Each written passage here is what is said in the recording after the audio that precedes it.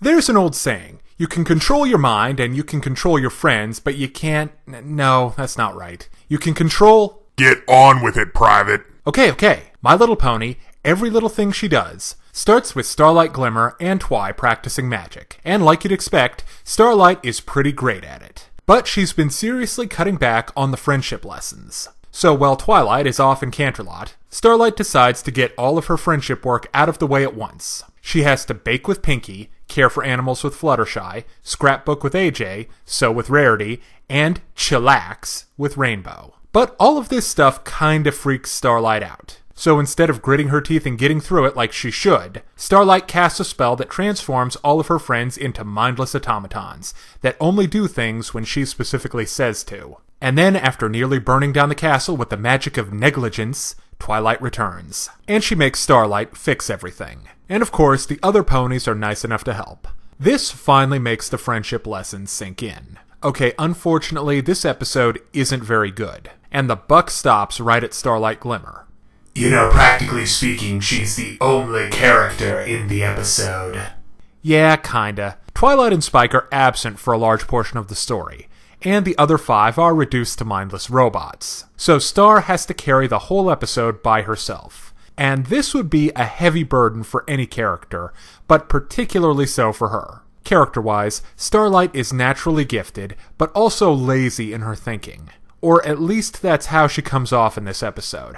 How else could she fail to grasp such a simple lesson? She also completely ignores good advice from Spike and AJ. I have to compare this scenario to Lesson 0, which works far better. There, Twilight, caring passionately about an assignment, completely misses the point and creates a great deal of havoc in the process. While Starlight, on the other hand, tackles the assignment in such a way that it seems like she cares nothing about it. And as a result unleashes a great deal of magical havoc. Kind of like the Sorcerer's Apprentice. The lesson there is not to take shortcuts. But what's the moral here? Is it doing the lesson properly is the best way? Or is it about not being afraid to ask for help? Alright, let's move on to the comedy. Again, we have to look at Starlight first because she so thoroughly dominates the episode. And sadly, she fails to deliver, because she's not put where she needs to be in order to work. Starlight is hilariously sarcastic, and best for more observational comedy. But it's not all bad. Even rendered mindless, the antics of the elements of harmony are still entertaining. Pinkie is the standout, because of some fantastic animation.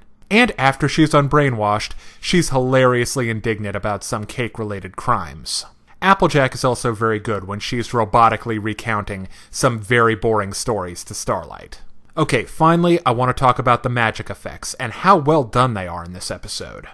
Just the special effects are cool, and I dig the fact that when casting, Starlight needs to reference books. She should have referenced them books a lot more. Okay, now it's time to break down the good and the bad in My Little Pony, every little thing she does. On the good side, this episode has some quality comedy from the mind-controlled main 6, minus Twilight, and some neat special effects. On the downside, Starlight fails to deliver as a main character, because the scenario makes it hard for her to shine. So, unfortunately, I need to give My Little Pony, every little thing she does, a 2 out of 5. Now, if you're interested in more reviews of anime, movies, TV shows, comic books, or video games, check out my channel on YouTube at StupidPrivate913, or find my Facebook and Deviantart pages for video updates and more. Thank you for watching.